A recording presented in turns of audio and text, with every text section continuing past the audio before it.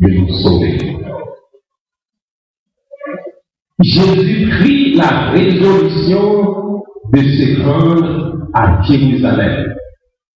Cette phrase introduit l'une des grandes sections de l'évangile de Luc, car nous lisons ce verset au chapitre 9, verset 51. C'est en effet ici que commence le parcours de Jésus en direction de Jérusalem.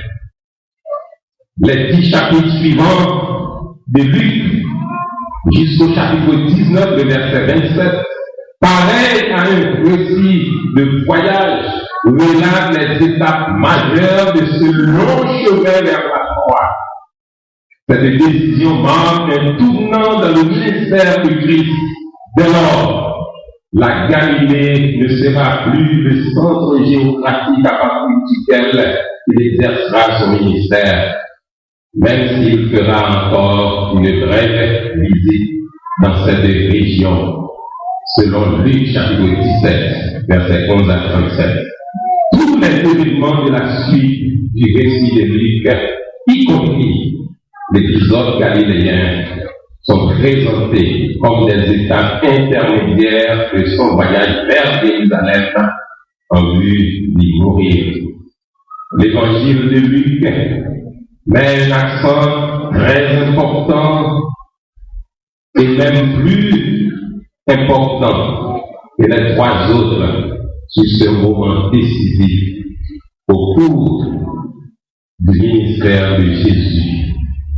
Il tient en effet à souligner que Jésus était déterminé à accomplir la mission qui le menait à la croix.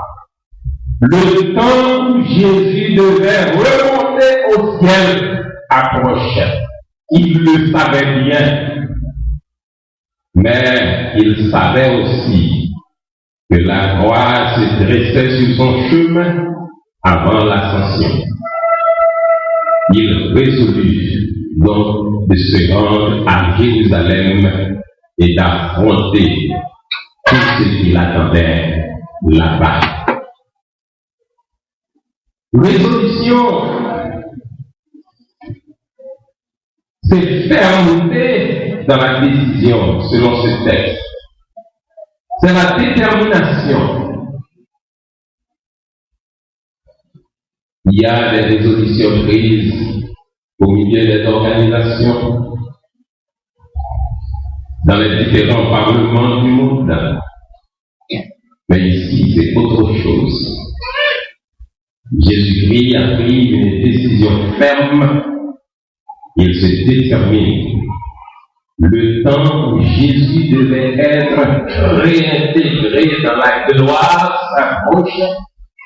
Il le savait bien dans son omniscience, mais il savait aussi que pour arriver là, la croix ignoble se dressait sur son chemin. Il savait qu'il devait souffrir et mourir aux mains des responsables juifs de Jérusalem, d'après Marc chapitre 8, verset 31. C'est pourquoi lui et ses disciples partirent de la Galilée au nord d'Israël pour Jérusalem, la capitale. La croix, mes frères et mes sœurs de Christ, n'est pas un hasard dans le programme de Dieu. Ce n'était pas une stratégie mise en place pour répondre à une situation d'urgence. Voilà pourquoi, lorsque le moment est venu pour notre Seigneur d'accomplir sa mission salvatrice, il tourna résolument le visage sur Jérusalem et s'y rend avec détermination pour affronter la croix. Cette décision ferme, cette décision énergique, cette décision volontaire traduit pour nous ce matin 3 choses. Premièrement, l'amour de Dieu pour nous. Dans Jean chapitre 3, le verset 16, nous lisons: car Dieu a tant aimé le monde l'a donné son Fils unique, afin que quiconque croit en lui ne périsse point, mais qu'il ait la vie éternelle. Romains chapitre 5, le verset 8, Dieu prouve son amour envers nous lorsque nous étions encore des pécheurs. Christ est mort pour nous. Et en 1 Jean chapitre 4, verset 9 et 10, nous lisons, l'amour de Dieu a été manifesté envers nous ensuite que Dieu a envoyé son Fils unique dans le monde afin que nous vivions par lui. Et cet amour consiste non en ce que nous avons aimé Dieu, mais en ce qu'il nous a aimés et a envoyé son Fils comme victime expiatoire pour nos péchés. Et cet amour, mes frères et mes sœurs de Christ, va être décrit par l'apôtre Paul pour dire, en parlant de la dimension de cet amour, pour que vous puissiez comprendre avec tous les saints quelle est la largeur, quelle est la longueur, quelle est la profondeur et quelle est la hauteur, et connaître l'amour de Christ qui surpasse toute connaissance, en sorte que vous soyez remplis jusqu'à la plénitude de Dieu. Oui, c'est l'amour de Dieu qui a poussé Jésus-Christ, n'est-ce pas, nous chantons, c'était l'amour qui fait pour qui fait souffrir de moi. Quel sauveur merveilleux Dieu possède. Il s'est sacrifié pour moi. Lorsque dans ma souillure, sans bonheur et sans paix, dans une voie impure, loin de Dieu, je marchais pour l'amour du calvaire à moi. C'est révélé. Oh, nous chantons très souvent au grand amour qui est Hachem, notre péché à coupable et sale gens joyeux. Voici, mes frères et mes sœurs de la foi, la première raison de cette décision ferme, énergique et volontaire de Christ de prendre la direction de Jérusalem, l'amour de Dieu pour nous. Mais aussi, il y a une deuxième raison, c'est l'obéissance de Jésus. L'obéissance de Christ. L'obéissance est définie bibliquement comme la soumission de sa volonté propre à une volonté extérieure. Cette volonté est peut-être la volonté de Dieu ou la volonté des hommes, mais reconnue comme autorité. Soumission de sa volonté propre à une volonté extérieure reconnue comme autorité. Elle suppose que cette autorité extérieure ait pu clairement communiquer sa volonté à ceux dont elle attend l'obéissance. Et dans le cas de Dieu, trois choses. On doit considérer trois choses de cette volonté pour avoir l'obéissance de Dieu. Premièrement, la reconnaissance de sa souveraineté. Celui qui parle est souverain. Deuxièmement, la révélation de sa volonté. C'est-à-dire qu'on comprend sa volonté. Cette volonté a été communiquée, soit par l'Écriture sainte ou bien directement. Et troisièmement, on comprend cette volonté. Et c'est ce que nous chantons dans le cantique. Mais nous ne pouvons pas connaître toute merveille abolie avant nous consacrer toute bagaille parce que bien fait Dieu et la foi c'est pour mon vie au pays. Ouais. La question de l'obéissance est cruciale, mes frères et mes sœurs, dès les premières pages de la Bible. Adam fut soumis par Dieu à un test d'obéissance. La désobéissance du premier homme a entraîné toute l'humanité sous une malédiction. Donc seule l'obéissance du second homme, du second Adam, de Jésus-Christ peut délivrer. Romains chapitre 5, le verset 19.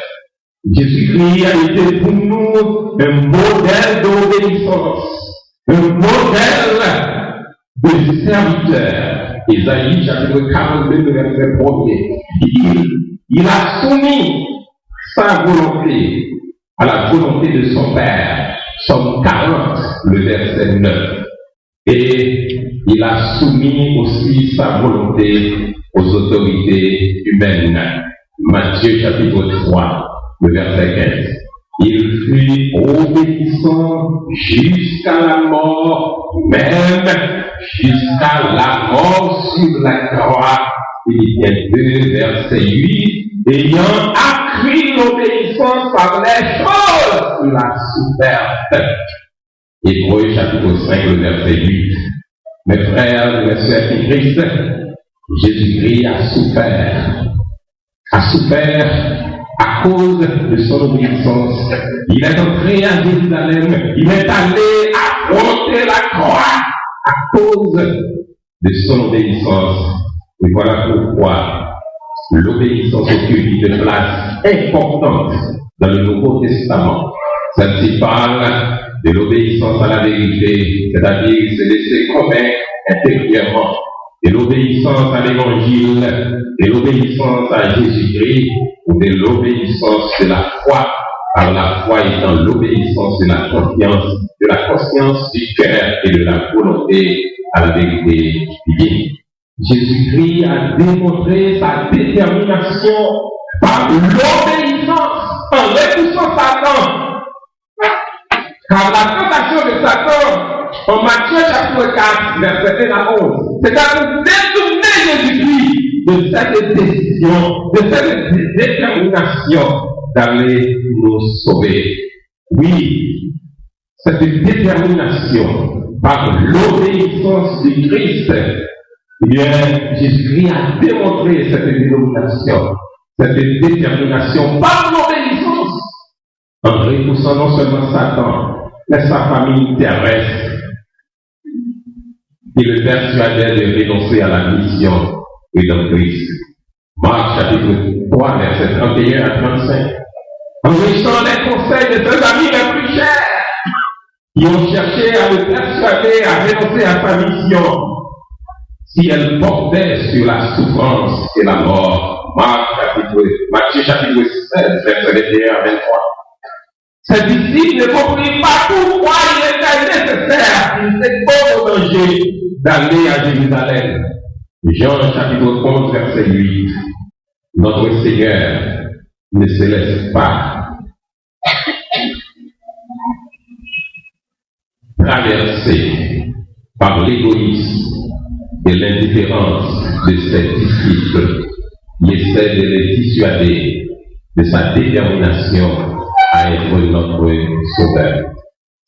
Mes frères et mes sœurs de Christ, il a souffert à cause de son obéissance. Il arrive un moment où les vaisseaux capillaires de sa face furent sautés au point que sa sueur était du sang.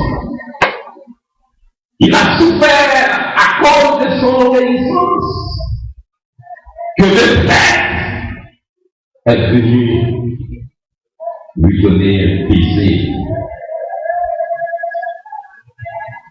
Les disciples étaient si égoïstes dans lui-même de l'obéissance de Jésus-Christ. Avant la mort, ils se disputaient sur le plus grand dans le royaume à venir. Même les plus fidèles s'endormaient quand ils auraient dû encourager leur Seigneur par la prière alors qu'il était assourdi dans le jardin. Matthieu chapitre 26. Christ était tellement déterminé à nous sauver qu'il a refusé d'appeler 10 000 anges pour le secourir en temps de besoin. Matthieu chapitre 26, verset 53. Christ a refusé de descendre de la croix pour impressionner ceux qui avaient comploté sa mort à croix sur la croix. Christ était si déterminé à être notre sauveur et de nous